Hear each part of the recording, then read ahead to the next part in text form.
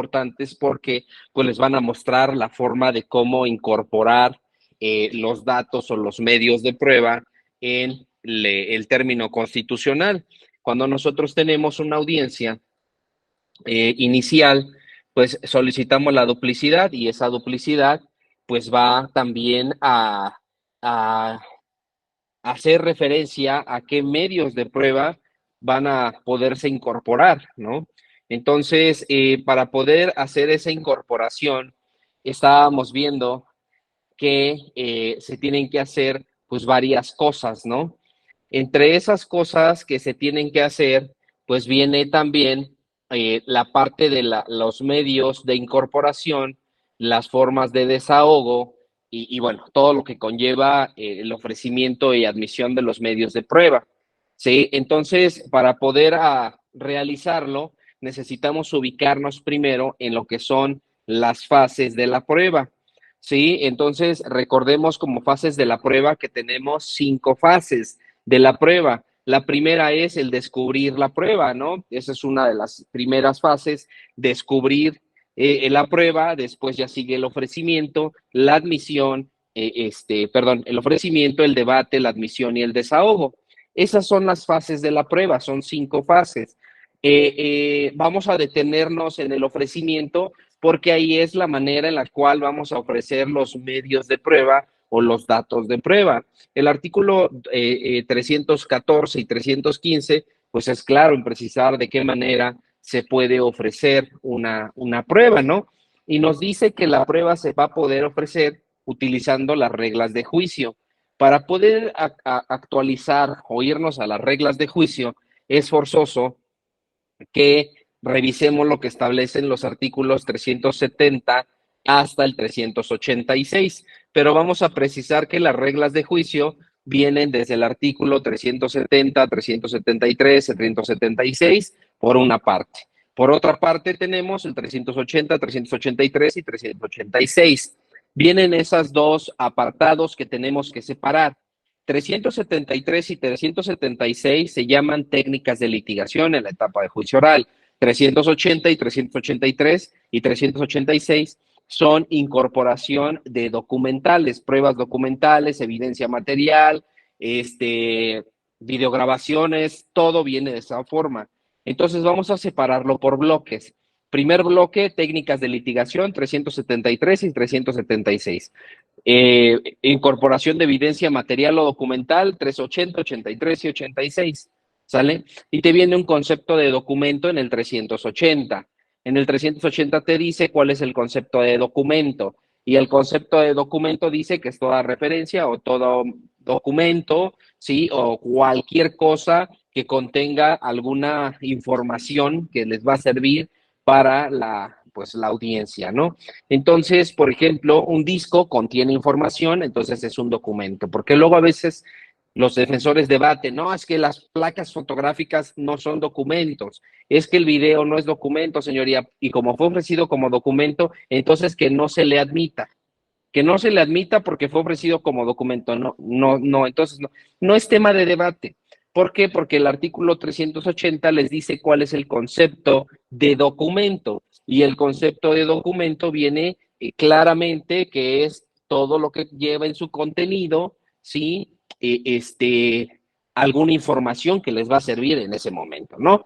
Entonces, palabras más o menos, pero puede ser un disco, incluso te dice que ahí el mismo Código Nacional te establece que puede ser reproducido en su totalidad o de manera parcial. Pues, ¿qué es lo que reproducimos? Pues podemos reproducir audios, podemos reproducir videos, todo lo que se pueda reproducir. Entonces, también los discos compactos, las grabaciones, sí, los audios son documentos, ¿sale?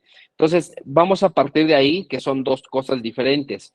315 y 14 dice, se siguen las reglas de juicio oral. Nos vamos, repito, a juicio oral, 373 y 76, técnicas de litigación, 380, 83 y 86, incorporación de documentos. ¿Vamos bien?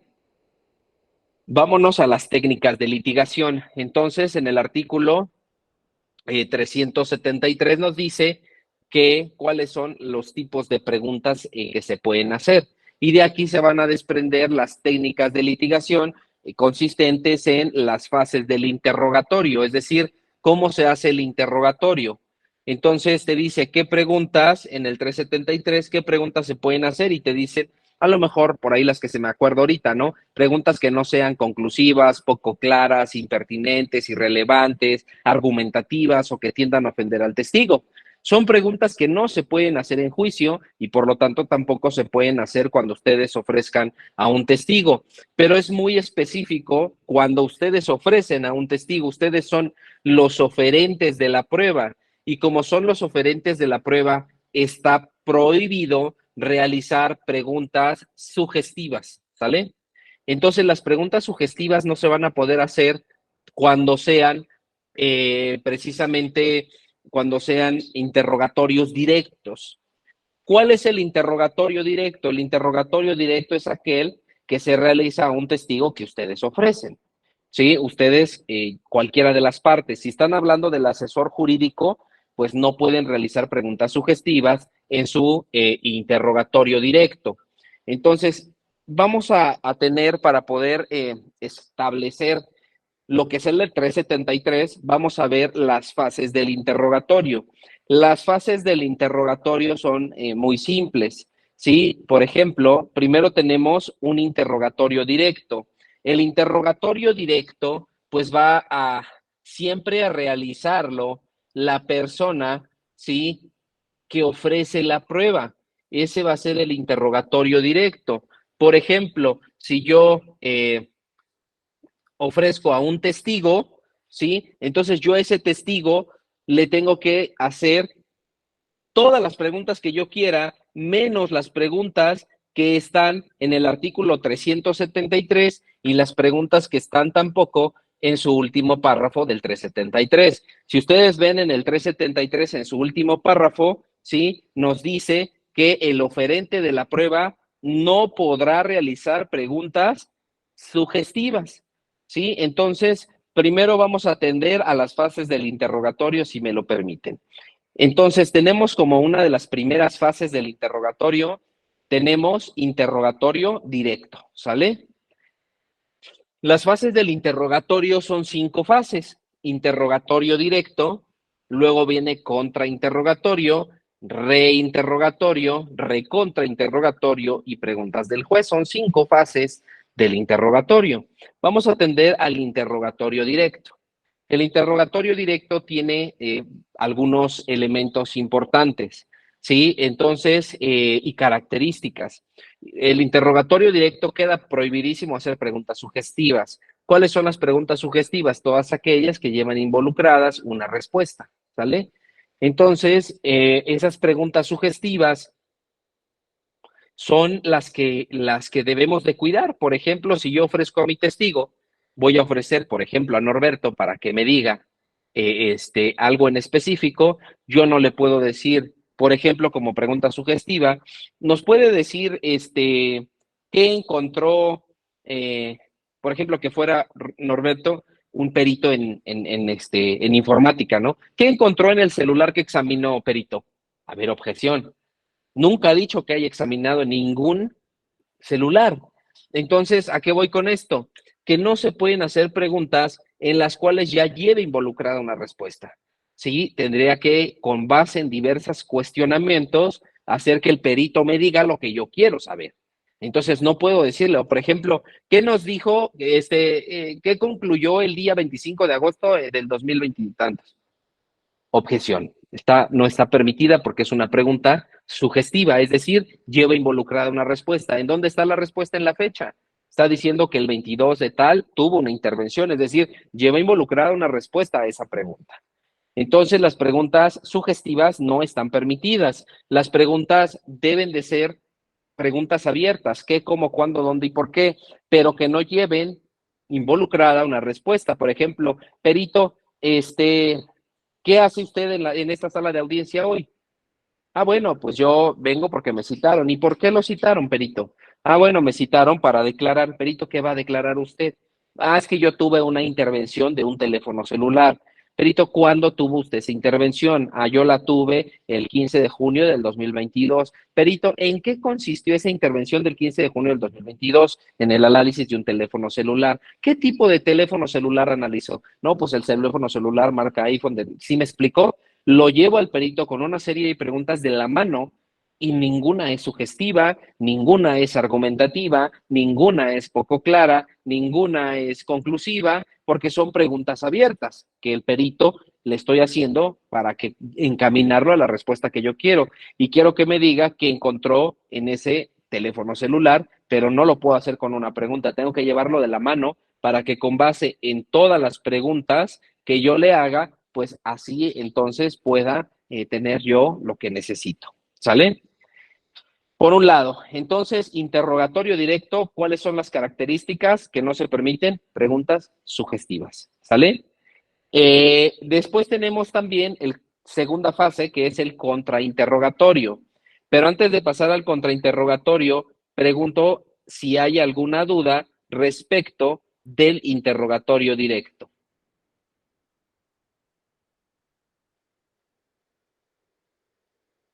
Entonces, ha quedado claro el interrogatorio directo y pasamos al contrainterrogatorio. El contrainterrogatorio es, como su nombre lo dice, para la parte contraria, ¿sale? Entonces, el contrainterrogatorio, si ustedes ya preguntaron, pues entonces me toca a mí preguntar. Y entonces, relativamente yo podría hacer preguntas sugestivas. ¿Por qué? Porque si ustedes ven el artículo 373, último párrafo, dice se podrán hacer preguntas sugestivas para la contraparte, ¿sale? Entonces, no hay ningún problema.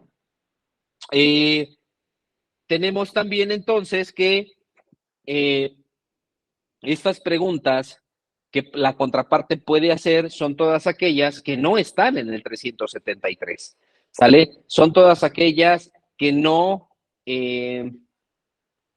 pues por ejemplo, que no son poco claras, que no son argumentativas, que todas esas preguntas las puedes hacer.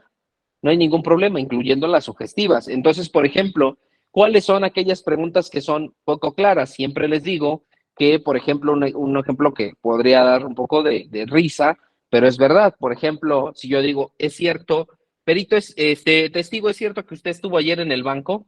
Entonces pueden ustedes objetar. ¿Y qué voy a objetar? Objeción, señoría, la pregunta es poco clara. ¿Por qué? Porque no está refiriendo qué tipo de banco, ¿sí? Tenemos un banco de sangre, tenemos un banco para sentarse, tenemos un banco de dinero, tenemos a lo mejor varios homónimos respecto o significados de lo que es un banco. Por lo tanto, entonces, no se puede especificar qué tipo de banco, por eso es poco clara, ¿no?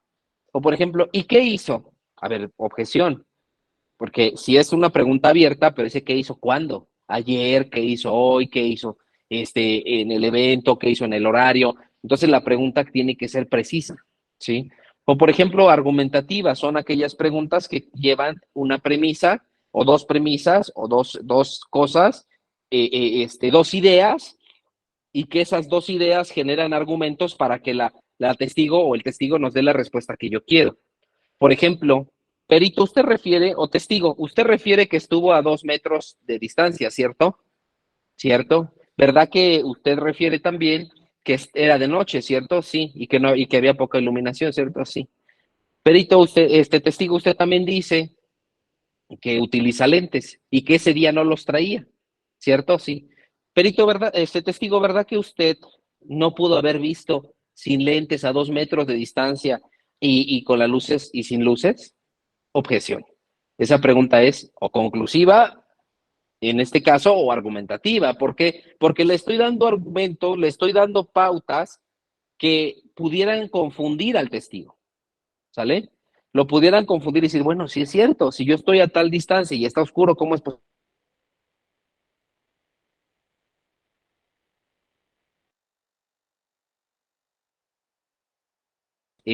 Conclusiva? Cualquiera de las dos. O también, por ejemplo, tenemos preguntas que son impertinentes porque, bueno, no tienen que ver con el hecho o bien esa respuesta ya la dio el testigo. Por ejemplo, el testigo dice, no, pues el 5 de mayo del 2022 estuve yo en tal lado. Y luego ya en el contrainterrogatorio, perito, ¿cuándo usted estuvo ahí? Objeción. Señoría, es irrelevante, ya dio contestación la testigo, ya dijo la fecha en la que estuvo. ¿sí? Entonces, el hecho que le vuelva a preguntar, pues implica que a lo mejor el testigo se confunda de la fecha y de otra que no es. Entonces, si ya dijo, ya que apunte, que tome notas, ¿no? Entonces, las preguntas en el interrogatorio, vamos de la mano, ¿sí? En el interrogatorio directo no son preguntas sugestivas y preguntas abiertas. Contrainterrogatorio se pueden hacer preguntas sugestivas, ¿sí? Solamente que no sean del 373. Ojo, aquí viene lo bueno.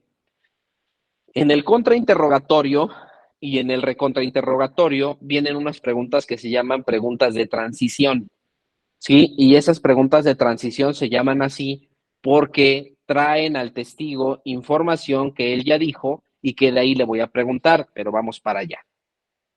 Las preguntas en el contrainterrogatorio forzosamente deben de realizar de lo que la testigo dijo en el interrogatorio directo. Repito, en el interrogatorio directo, la testigo o el testigo va a decir una información, lo que sea, va a decir información. En el contra, solo le puedo preguntar de lo que dijo en esa información, no puedo preguntarle otra cosa, sino entonces va a ser irrelevante. Van a incorporar información.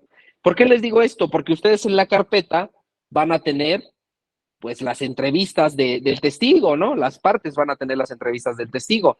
Yo como MP tengo la entrevista del testigo, ustedes como defensores tienen la entrevista del testigo. Entonces el testigo puede decir ya al juez de manera oral, porque el juez no tiene la carpeta, el testigo va a decir de manera oral, no, pues esto sucedió, esto y esto y esto y esto. Y ustedes como defensores van a ver la carpeta y van a decir, ¿y por qué no dijo lo demás, no? ¿Por qué dijo lo que le convino?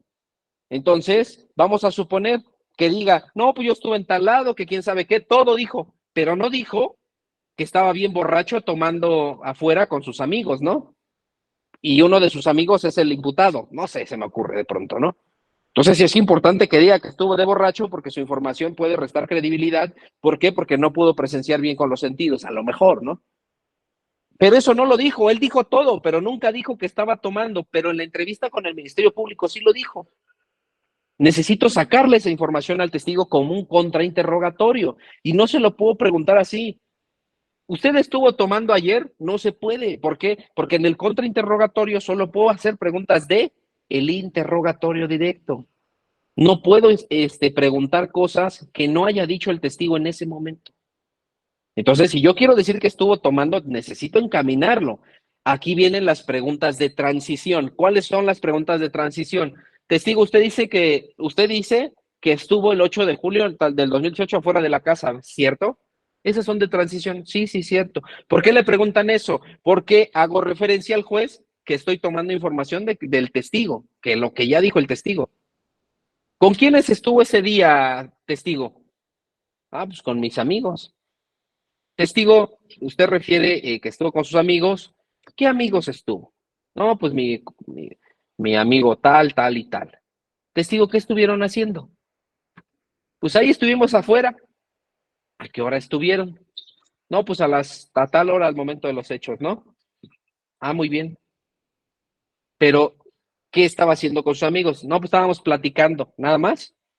No, pues sí, nada más estábamos platicando. Y en la carpeta, ¿qué dice? Estábamos platicando y tomando y ya nos habíamos tomado 2 botellas de tequila, ¿no? Pero eso no lo dice. Y aquí vienen las técnicas de litigación. ¿Qué más estuvo haciendo, testigo? No, nada más. Señoría, en términos de lo que establece el artículo 376, y aquí nos metemos a las técnicas de litigación, ¿sí? Pero antes de eso, como ya dijo una cosa él, que es diferente a lo que está en la entrevista, entonces tengo que evidenciarle contradicción, ¿sí? Ahorita vamos para allá. Lo voy a dejar así para cerrar lo que es el contrainterrogatorio y las fases del interrogatorio, ¿sale? Pero a lo que yo quería llegar es que no pueden incorporar información. Interrogatorio directo, entonces, preguntas que están prohibidas, son sugestivas, y las del 373. Contrainterrogatorio, sí, se puede hacer las preguntas que quieran, menos la del 373, pero solo preguntas que emanen del órgano de prueba. No pueden hacer preguntas que sean de otro tipo. Ahora, tenemos interrogatorio directo contra interrogatorio. Y sigue otra vez, si quiere hacer preguntas de nuevo el Ministerio Público o el oferente de la prueba quiere volver a preguntar, se va a llamar reinterrogatorio. ¿sí? Y ese reinterrogatorio, solo puedo hacer preguntas que emanaron del contrainterrogatorio. Es decir, yo no puedo hacer preguntas que emanaron del interrogatorio directo. Las reglas son las mismas. Las reglas son exactamente las mismas que el interrogatorio directo. No se permiten preguntas sugestivas, ¿sí? Y tampoco las del 373. Pero solo puedo hacerlas del interrogatorio, del contrainterrogatorio. ¿Sale? Y bueno, viene una cuarta fase, que son las preguntas, otras preguntas que ahora vamos a llamar recontrainterrogatorio, y es lo último. Y solamente puedo hacer preguntas de qué? Del reinterrogatorio, y se sigue la misma línea del contrainterrogatorio. ¿Sale? Y luego vienen las preguntas del juez. El juez puede hacer preguntas. No siempre hace preguntas el juez, ¿sale? No siempre, pero puede hacer preguntas y sobre todo hace preguntas a los peritos. Las preguntas del juez son preguntas aclaratorias, ¿sale? Son preguntas aclaratorias en donde, pues, se establece, por ejemplo, que tiene duda respecto del médico, por ejemplo, dice, no, pues se hizo un estudio de la fosfatasa ácida, el líquido P30, se encontró un haplotipo de cromosoma Y y se hizo una confronta, sí, se obtuvo un perfil genético y el perito va a decir, bueno, el juez va a decir, a ver, espéreme, ¿nos puede explicar qué es un cromosoma Y? O sea, no está preguntando cuestiones, sí, como para esclarecer el hecho, como decir, bueno, ¿y dónde estuvo esto y lo otro? Sino preguntas como técnicas que el juez no haya entendido y que las partes no preguntaron. Entonces, esa también se toma como una fase del interrogatorio y entonces tenemos 5 fases del interrogatorio.